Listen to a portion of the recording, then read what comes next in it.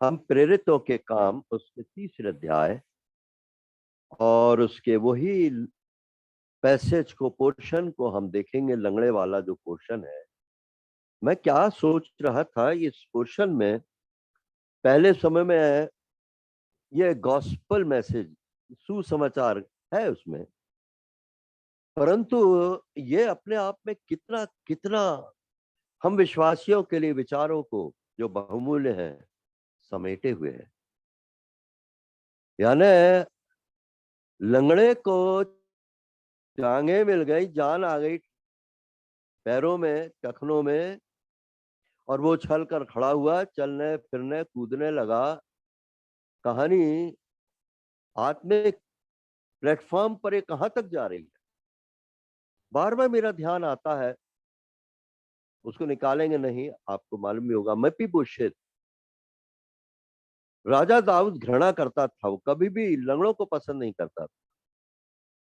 पर मपीबोशेत जो लंगड़ा था, योनातान का बेटा, उसको अपने महल, अपने खाने की मेज पर उसने स्थान दिया। मैं और आप सियोन के यात्रा में जो है, ये लंगड़ों की यात्रा नहीं। अभी हमने देखा पिछले समय में पवित्र लोगों की यात्रा है। ये पवित्र ही इसमें चल सकते हैं, राजसी लोग ही, संत और धर्मी और जो अपराइट हैं, धर्मी है, अपने जीवन में खरा चल रहे हैं, उनके लिए है। और जब सियोन में, क्योंकि सियोन जो है वो राजा धीराज का वो नगर है जहां से शासन चलेगा। जैसे हमने पिछली बार भी देखा, भारत में आना एक बात और भारत की राजधानी में दिल्ली में आना दूसरी बात। परमेश्वर के राज में हम आ गए, उसके बड़े अनुग्रह दया से, उसके हम बलिदान के लाभ को उठाया, हम उसके राज में आ गए।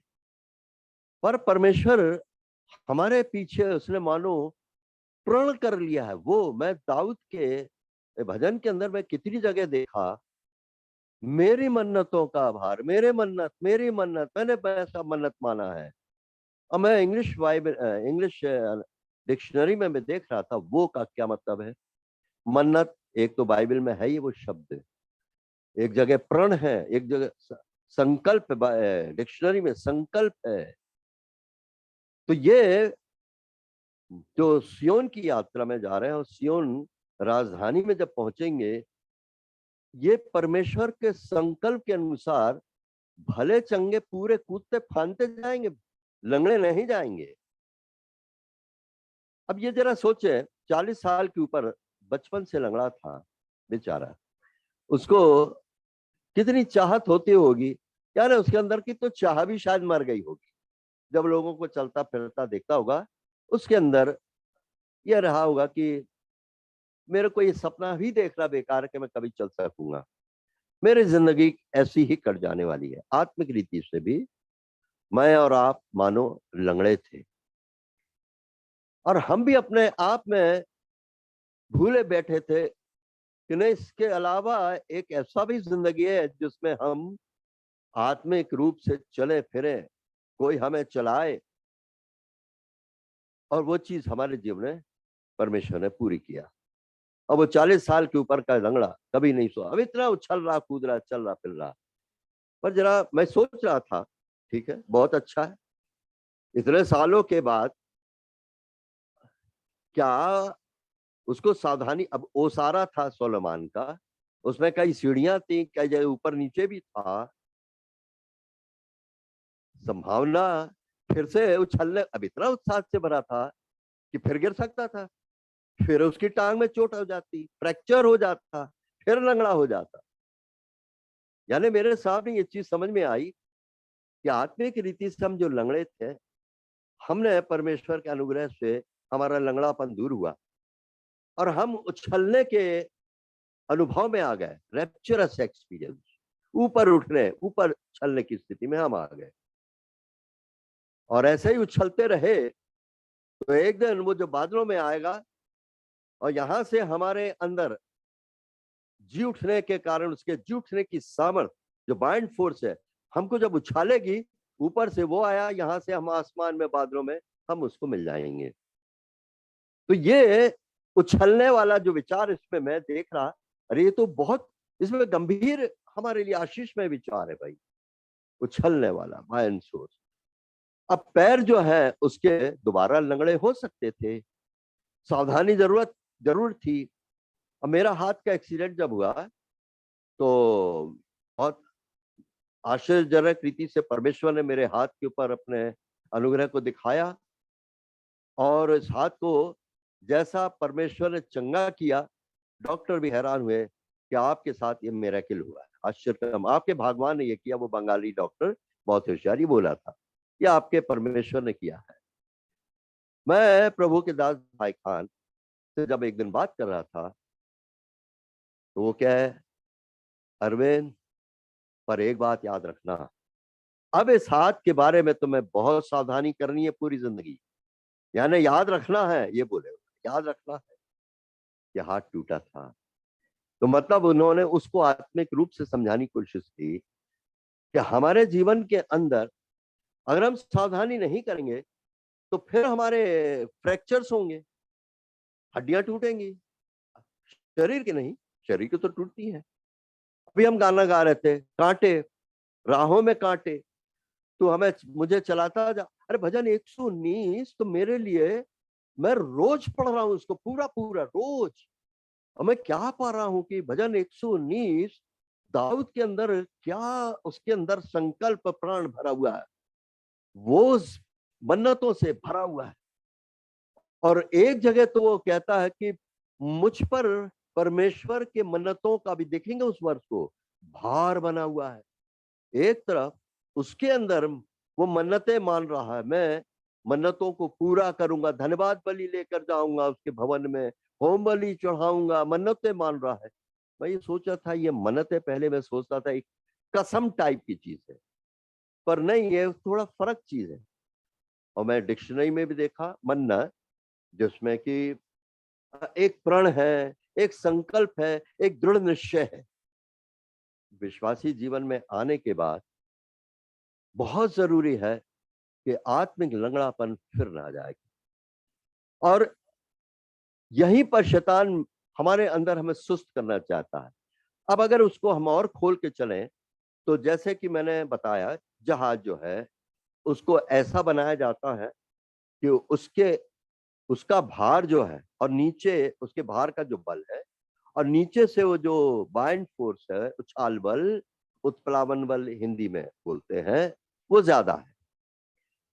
परंतु अगर जहाज में ज्यादा सामान लाद दिया जाए, पौलुस एक बार यात्रा में जा रहा था और यूरिकलेन एक वो बवंडर आया, रात दिन 6 दिन 7 दिन पता नहीं कितने दिन सूरज ही नहीं दिखा, और भयानक, और ऐसा लगा कि उनके उम्मीद खत्म हो गई, जान चली जाएगी उस जहाज के देर। पौलुस को बोला था, तू घबरा नहीं, तुझे अगर प्रेस राजा के सामने खड़ा होना है, तेरे जान माल की हानि नहीं होगी। गेहूं और जितने बोरे और जितने, सिर्फ लिखा गेहूं के बोरे, अरे कितना कितना चीज फेंक दिया होगा हल्का करने के लिए।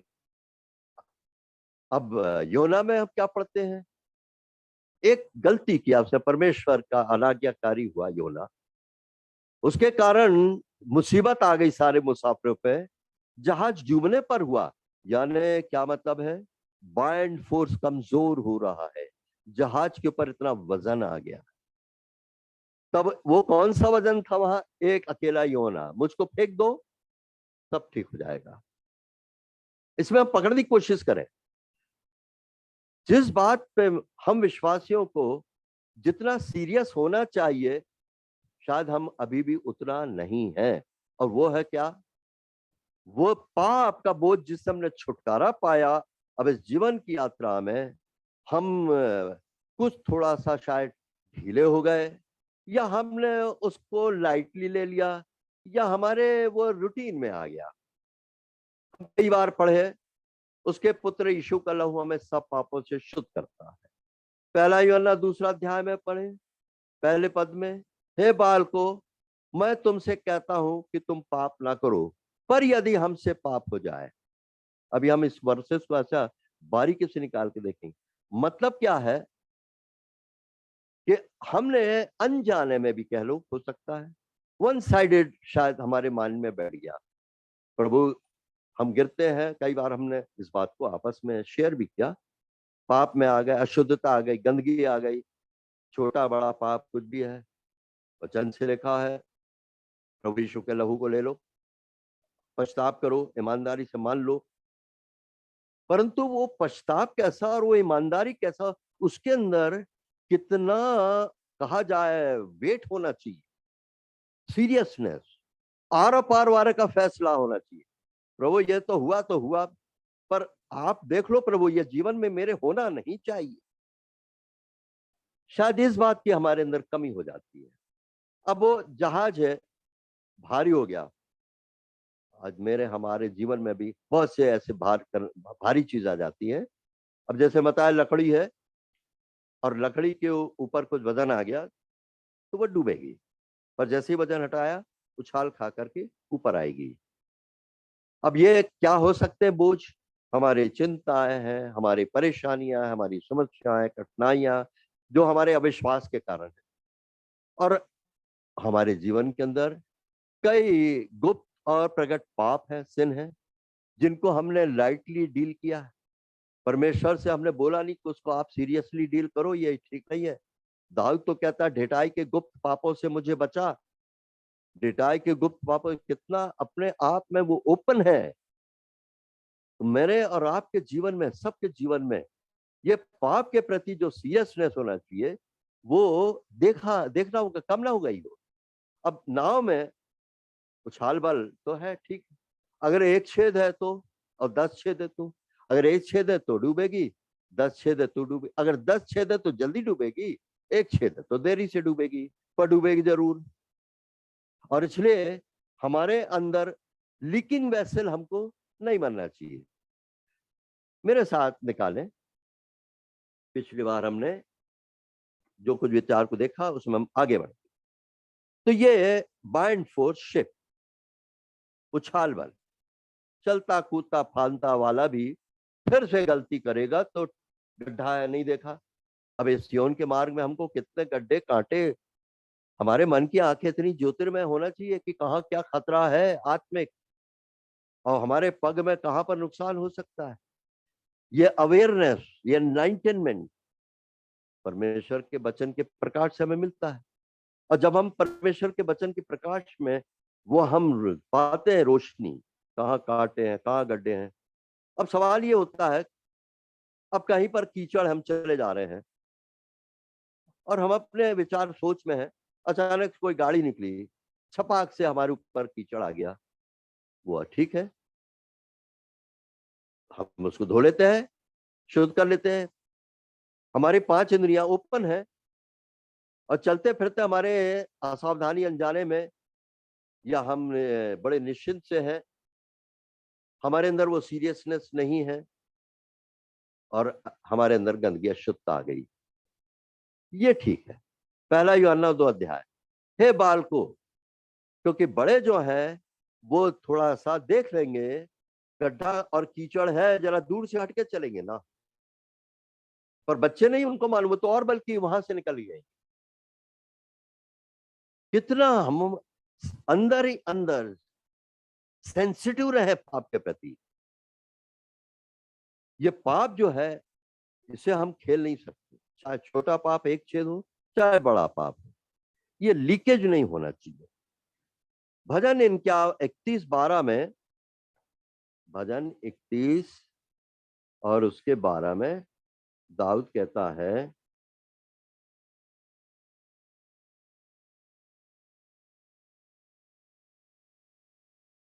मैं मृतक की नाई लोगों के मन से बिसर गया, मैं टूटे बासन के समान हो गया हूं। टूटे बासन के समान, छेद वाले बासन के समान हो गया। ये दाऊद के कितने गहरे अनुभव हैं। और तभी तो कई एक जगह वो कहता, मैंने गहरे स्थानों से तुझे पुकारा है।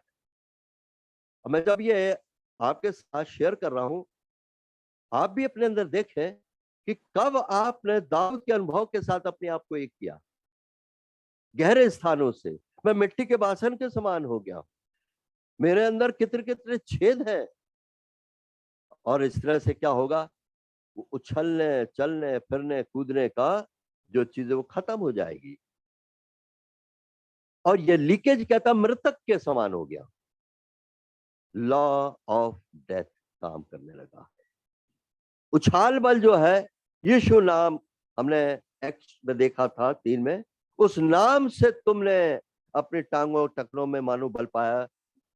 पहली कलीसिया ने लोगों के सामने इस बात को समझाने की बताने की कोशिश की, इस रंगड़े के द्वारा भी, कि वो पुनरुत्थान का जीवन है यीशु मसीह में। क्योंकि लोगों को ये पुनरुत्थान का जीवन क्या है ये समझाना बड़ा मुश्किल, उसको डिफाइन करना, उसको एक्सप्लेन करना बड़ा मुश्किल था। यहां तक कि इवन चेलों को भी धीरे धीरे धीरे समझ में आई। पहले ये लंगड़ा चंगा हुआ, पतरस यूहन्ना को अरे अभी उनको कुछ समझ में आया पुनरुत्थान का जीवन क्या है। आगे और वैसे ऐसे बढ़ते गए, तब उन्होंने देखा, आत्माओं के वचन में देखा पुनरुत्थान की सामर्थ्य। मतलब एक ही दिन में ये चेले भी जितने थे या कोई भी विश्वासी पुनरुत्थान की सामर्थ का अनुभव 100% एक ही दिन में नहीं पा लेता। वो हर दिन के जीवन में हमें उसके प्रोग्रेसिवली बढ़ना है। तो ये लॉ ऑफ डेथ है, मृतक के समान हो गया। अब मेरे साथ यदि आप निकालें वही पहला यूहन्ना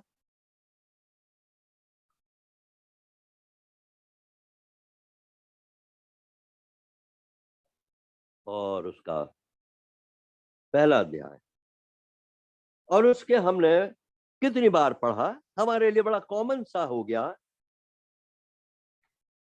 7 पद उसके आखिरी भाग में, पहले तो ज्योति की बात करता है, यदि हम ज्योति में चले तब तो गड्ढे दिखेंगे, कांटे दिखेंगे।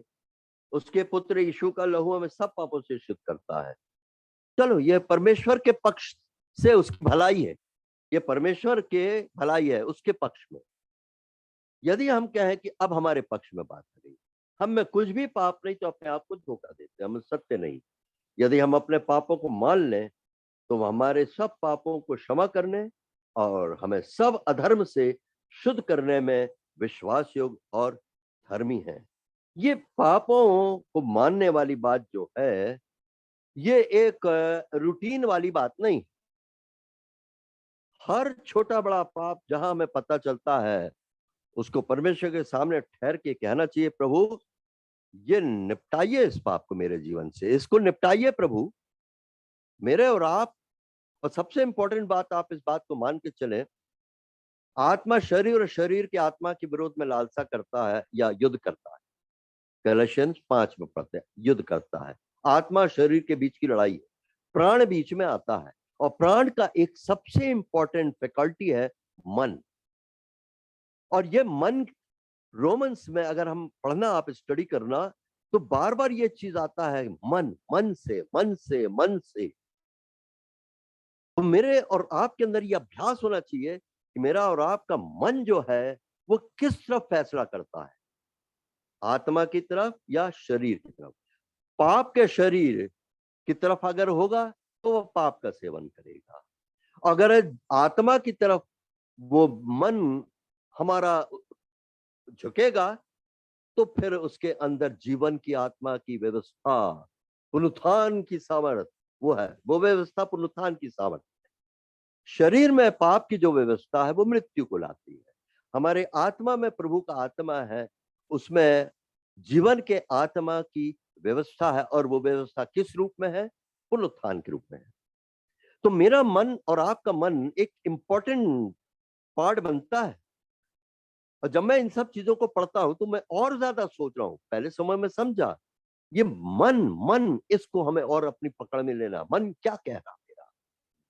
क्योंकि जो मन कहेगा फिर उस हिसाब से फैसला हो जाए। सारा निर्णायक युद्ध जो है वो हमारे प्राण में, बैटल फील्ड है वो।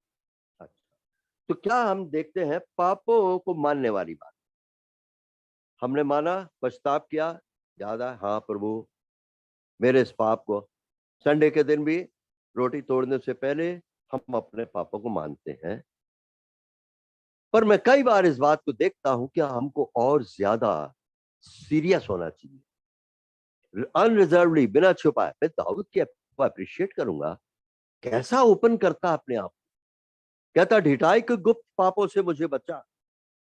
भजन 1913 देखिए, भजन 19:13 में निकाल के पढ़ें। तू अपने दास को ढिठाई के पापों से भी बचाए रख। पर प्रभुता करने ना पाए। हम्म। तब मैं सिद्ध हो जाऊंगा और बड़े अपराधों से बचा रहूंगा। मैं इस पर, ये 4 लाइन का जो पद है, इसमें एक लाइन पर मेरा विचार चला गया, तब मैं सिद्ध हो जाऊंगा। अब मैंने, इसका मतलब यह है कि सिद्धता में आने के मार्ग में सबसे बड़ा बाधक हमारे ढिठाई के पाप है, गुप्त पाप। और ये ढिठाई के जो गुप्त पाप है, ये हमारे अंदर सिद्धता में आने में बड़ा बाधक बनेंगे। और हर विश्वास, कोई विश्वासी नहीं कह सकता कि मैं अपने अंदर ढिठाई कैसे गुप्त पाप नहीं करता। जब तक इस पृथ्वी पर हम सिनलेस परफेक्शन में नहीं है, अभी हमारे अंदर, हम चारों तरफ और ज्यादा पाप और अभिलाष की दुनिया में गंदगी और कीचड़ से भरा हुआ है। और ऐसे समय में मेरे और आपके अंदर ये जो पाप है, ये ढिठाई के साथ भी आते हैं। और मैं बहुत रुका, सिद्धता की बात कर रहा है वो, तब मैं सिद्ध हुआ, बड़े अपराधों से बचा रहा। अच्छा, इसका मतलब क्या हुआ? बड़े अपराधों से, व्हाट अबाउट छोटे अपराध या छोटे पाप? मैं इस पर सोच रहा था, शायद हमने अपने अंदर अभ्यास में इतनी चीज को ले लिया है कि हम छोटे छोटे पापों को हम्म, पता कर लेते हैं और प्रभु के सामने ले आते हैं। पर बड़े अपराध जो है, उसकी तरफ से हम शायद आंख फेर लेते। ये तो भाई क्या है, अब ये तो बहुत कठिन बात, ये चीज मुझसे नहीं हो पाएगी। तो ये डेथ है। अगर पाप का शरीर की तरफ हमारा मन गया, तो अब मिट्टी के बासन बन, फूटे बर्तन के समान। और इसके लिए बहुत जरूरी हो जाता है कि मेरे और आपका मन कहे दाऊद के समान, भजन 119:11, भजन 119:11, मेरे और आपके मन को इस चीज को बड़ी दृढ़ता के साथ लाना होगा। ये अभ्यास की बात हो जाएगी। अब भजन 119। हाँ मैंने तेरे वचन को अपने हृदय में रख छोड़ा है हाँ। कि तेरे विरुद्ध पाप न करूं।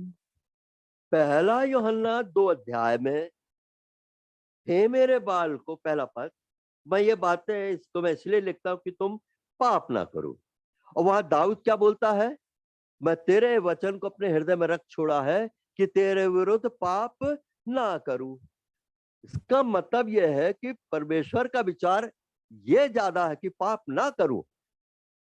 पर अगर हो गया तो वह बात दूसरी, क्योंकि जहां पाप बहुत हुआ, रोमन्स में हम पढ़ते हैं, वहां अनुग्रह और ज्यादा हो गया। तो हम क्या कहें? हम और पाप करें कि अनुग्रह और बढ़े? ये पाप इस तरह से नहीं लिया जा सकता लाइटली। अनुग्रह की व्यवस्था इसलिए नहीं है कि पाप को लाइटली लिया जाए। कोई भी पाप हो, चाहे छोटा हो चाहे बड़ा हो। हे बाल को, मैं ये बात इसलिए लिखता हूँ, पाप ना करो। यदि कोई पाप करे तो पिता के पास, अब छोटा बच्चा है, अब वो उतना अंदर उसकी समझ नहीं है। और इसलिए आज हम जो विश्वासी हैं, आज हम इतना इतना इतना वचन हमारे अंदर हमको मिल रहा है, तो मानो हिसाब से तो हम अन्न खा रहे हैं अब। और अन्न खाते खाते हमारे ज्ञानेंद्रिय भले और बुरे के बीच भेद करने में सक्षम हो जाना चाहिए। मेरे और आपके अंदर ये एक चुनौती आनी चाहिए कि इतने समय से प्रभु का वचन इतने गंभीर और गूढ़ कहता है। चेलों को बोला प्रभु गहरे में ले चल, और हम भी बोले तो गहरे में ले जा रहा है प्रभु। अब मछलियां हम पकड़ ही नहीं रहे। अब गहरे में जाने से मोती है, मछली है, क्या क्या, तो गहरे जाने में हमें कुछ मिलना तो चाहिए ना। तो यहाँ पर दाऊद कुछ कहता है, यहाँ पर कुछ बात आती, एक सहायक है और वो हमारे को क्या नाम है, बचाएगा। परंतु वहां वो कहता है तेरे वचन को मैं अपने मन में रखा हूं ताकि तेरे विरुद्ध पाप ना करूं। ये प्रतिक्रिया मैं हम सबको कमजोर नहीं होना, ये प्रतिक्रिया में बढ़ना है। अब जरा इस बात को हम देखें, ये पाप मानने वाली बात जो हमने की, अब इसको हम एक्सोडस 30 और 7 से समझेंगे। निर्गमन 30 अध्याय और 7 पद। निर्गमन 30 अध्याय और उसके 7 पद। और उसी वेदी पर हारून सुगंधित धूप जलाया करे।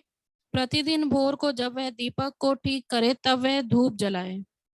ठीक, और 8 पद भी। और गोधूली के समय जब हारून दीपकों को जलाए तब धूप जलाया करे। यह धूप यहोवा के सामने तुम्हारी पीढ़ी पीढ़ी में नित्य जलाया जाए। धूप है, इंसेंस मतलब खुशबूदार, सुगंधदायक। ये धूप जो है सुगंधदायक चढ़ाए थे वेदी के ऊपर। वर्शिप, पर वर्शिप के पहले कुछ है, और वो क्या है? 7 पद में सुगंधित धूप जलाया जाए करे, पर कब? प्रतिदिन भोर को जब वह दीपक को ठीक करे तब। Dressing and trimming. मत्ती 25 में 10 कुंवारियां, 5 होशियार और 5 मूर्ख। दूल्हा आ रहा है, खबर मिली, दोनों ड्रेसिंग भी करने लगी और ट्रिमिंग भी करने लगी। ट्रिमिंग, दोनों चीज करने लगी। दोनों में फर्क क्या हो गया? जो होशियार थी वो भी ट्रिमिंग कर रही हैं, बाती जो काली हो जाती ऊपर से। आपको मालूम होगा, मेरी माँ जब लालटेन हमारे घर में था जबलपुर में, उस समय लाइट नहीं थी, इलेक्ट्रिसिटी। रात को लालटेन जल जाने के बाद सुबह का जब काम वाम हो जाता था तो लालटेन, 2-3 लालटेन होती थी, तो कैंची से वो बाती का जो कालिख थी, काला कड़ापन, उसको काट देती थी ट्रिमिंग, और फिर अच्छे से सेट करके शाम के लिए फिर बना के रख देती तैयार। और इसलिए वो कह रहा है सुबह ये काम कर लो, क्योंकि रात भर वो जिली। मैं और आप भी पाप की कालिमा से भरी रात में जा रहे हैं, और इस रात की कालिमा में चलते चलते चलते चलते सियोन की यात्रा में ये ट्रिमिंग भी जरूरी है। ट्रिमिंग क्रूस का काम, क्रूस का काम होना है। ये कटिंग है। ये क्रूस हमें काटे और छाटे, काटे और छाटे। हमारे भाई खान जबलपुर में इसके ऊपर बहुत इस बात को वचन देकर जोर देते थे। बहुत से वचनों में यही आता था, क्रूस क्रूस क्रूस। मैं और आपको क्रूस से लिपटना सीखना होगा। क्रूस हमारी जिंदगी है, क्रूस हमारी मौत नहीं है। हमारे प्रभु यीशु के लिए क्रूस तो के ऊपर मौत थी, पर हमारी जिंदगी शुरुआत क्रूस से। और जितना क्रूस से एक विश्वासी लिपटेगा, ट्रिमिंग होगी और ड्रेसिंग, मतलब ट्रिमिंग के बाद क्लेंजिंग। ट्रिमिंग मतलब क्लेंजिंग, और उसके बाद ड्रेसिंग। तो 5 होशियार के पास ट्रिमिंग भी कर ली, ड्रेसिंग भी कर ली, और तीसरी चीज इंपॉर्टेंट, ऑयल था उनके पास, रिजर्व ऑयल, जो मूर्ख के पास नहीं था। बस ये कमी पड़ गई, जाग 10 गई। आज प्रभु का धन्यवाद हो, प्रभु हमें जागा रखे। वचन के द्वारा, पवित्र आत्मा के द्वारा जागृति की आत्मा हम अपने बीच में देख रहे हैं, परंतु इतने से ही हम निश्चिंत ना हो जाएं। हम एक बार कभी देखेंगे आगे चल के, यहोशू जब सब कुछ जीत लिया, 31 राजाओं को, और कनान में आ गए, और वो कनान में आके उनको कहता है, मैं तो अब इतना बूढ़ा हो गया, अब मेरे को इस कनान को बांटना है 7.5 गोत्रों में, और जब मैं उसको बांटूंगा तो कैसा? अरे तुम लोग तो कनान जीत लिए, 31 राजा हरा दिए, जैसे बड़ा भारी काम हो गया।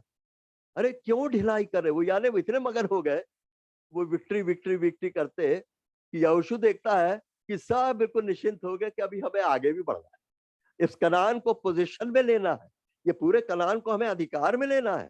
तो क्या बोला? 2-2 करके हर गोत्र में से जाएं, और नापते हुए पैदल पैदल जाएं, और सिमाना बांध दिया, जा करके अच्छे से इस भाग को दो हर गोत्र से दो जन देख के आए, रिपोर्ट लिख के लाए, नापा जोखी करके लाए और मुझको लाकर बताए फिर वो, ताकि तुम देखो इस कनान भूमि का क्या विशेषताएं हैं, उसकी भौगोलिक स्थिति, उसके उत्पादन, ये सब। और यहाँ पर वो निश्चिंत हो गए, अरे क्यों ढिलाई कर रहे हो, उठो। वो उनको एग्जॉर्ट कर रहा है, चैलेंज कर रहा है, उनको जगा रहा है। आज मेरी और आपकी भी यही स्थिति हो सकती है। हमारे प्रभु ने जय पाली, बहुत से बातों में हम भी अपने अंदर जय देखते हैं, परंतु कहता प्रभु अरे क्या सोच रहे हो, अभी तो पे बहुत, अभी पूरा वो जो कनान सियोन तुम्हें अपने अधिकार में लेना है, और जब वहां जाओगे तब तो वहां तो अधिकार है, सिंहासन है, और वहां पर सिंहासन है, अधिकार है, वहां लोहा तांबा और पीतल मिलेगा वहां, और बहुमूल्य पत्थर मिलेंगे वहां पर। ये दूध और क्या नाम है, शहद, और ये सारी चीजें नहीं मिलेंगी, फल नहीं मिलेंगे वहां। वहां 4 सॉलिड चीजें मिलेंगी, और वो 4 सॉलिड चीजें एक विश्वासी के अंदर सॉलिडनेस को लाए। वहां पर के सियोन के अंदर की चीजों को बनाने के लिए दूध नहीं बनेगा, कोई इमारत दूध पे नहीं बनती, शहद पे नहीं बनती है, उसके लिए पत्थर चाहिए है, उसके लिए लोहा चाहिए है, पीतल चाहिए है, तांबा चाहिए है। तो हमारे इस कनान की यात्रा में हम क्या देखते हैं, जो उत्पादन है उन उत्पादनों में खास ये 4 ही है जो हमें काम आने वाले, और वो चीज हमारे अंदर कितनी आई। कई बार एक विश्वासी दूसरे विश्वासी से बात करके मालूम कर लेता है इसके अंदर कितना ज्यादा पत्थर है ये, और कितना अभी भी थोड़ा सा चिकनी मिट्टी भी है।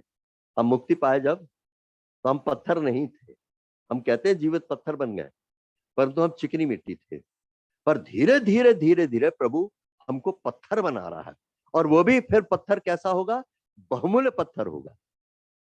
तो ये यहाँ पर ट्रिमिंग उन लोग करने लगी, परंतु फिर भी वही हुआ कि तेल नहीं होने से वो बाहर रह गए। प्रभु का धन्यवाद हो, मेरे और आपके हमारे बीच में एक छोटी सी कलीसिया, हम बहुत धन्यवाद करें प्रभु, आपका बहुत धन्यवाद हो। हम आपके भवन में होम बलि और धन्यवाद बलि लेके आएंगे, क्योंकि ये हमारी मन्नतें हैं, हमको लाना है, ये प्रण है, निश्चय है हमारे अंदर, ये हमारे अंदर का संकल्प है कि हम आपके भवन में होम बलि और धन्यवाद बलि हम सब लेके आएंगे, क्योंकि तेरे मन्नतों का भार मुझ पर बना है। आप क्या सोचते हैं, दाऊद ही की सिर्फ मन्नतें मानता था, दृढ़ संकल्प करता था? अरे हमारे स्वर्गीय पिता ने भी कुछ संकल्प कर रखा है। भजन 56:12, भजन 56:12।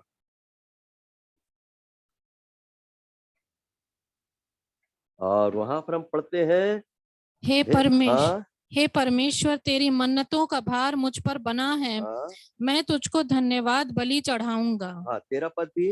क्योंकि तूने मुझको मृत्यु से बचाया है, हम्म, तूने मेरे पैरों को भी फिसलने से बचाया है, हाँ, ताकि मैं परमेश्वर के सामने जीवितों के उजियाले में चलूं फिरूं।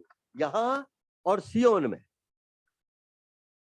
में परमेश्वर व्यक्तिगत रूप से उपस्थित होगा, पर उसके बाद नया आकाश और नई पृथ्वी की बात अलग है।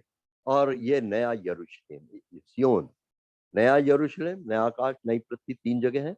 और फिर ये सियोन में परमेश्वर की पर्सनल उपस्थिति है, वहां पर उसके उजाले में मैं चला फिरा करूंगा। तो हमने अभी क्या पढ़ा, तेरी मन्नतों का भार मुझ पर पड़ा। मैं पढ़ा तो मैं सोचता रहा, ओह मेरे अंदर तो जैसे कोई चीज उछल गया।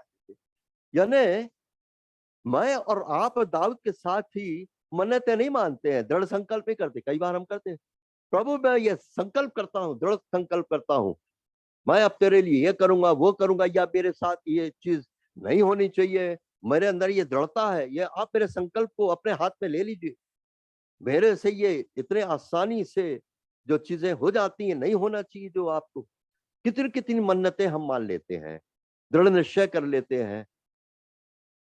दुनियावी लोग तो साल के शुरू में 1 जनवरी को कितना कितना रिजॉल्व कर लेते, रेजोल्यूशन निश्चय करते हैं वो। मैं और आप भी कई बार इस पॉइंट पर आ जाते, प्रभु अब ये बात पर आर और पार वाला फैसला, ये क्या है, ये मन्नत है। पर हालांकि वो बात और है, प्रभु उसके लिए दयालु है, नहीं हो पाते, हम स्थिर नहीं रह पाते। फिर प्रभु उठाते, नहीं, फिर प्रभु 6 बार क्या बने 7 बार, चलो ठीक है ना, और उसको खिलवाड़ भी नहीं करना।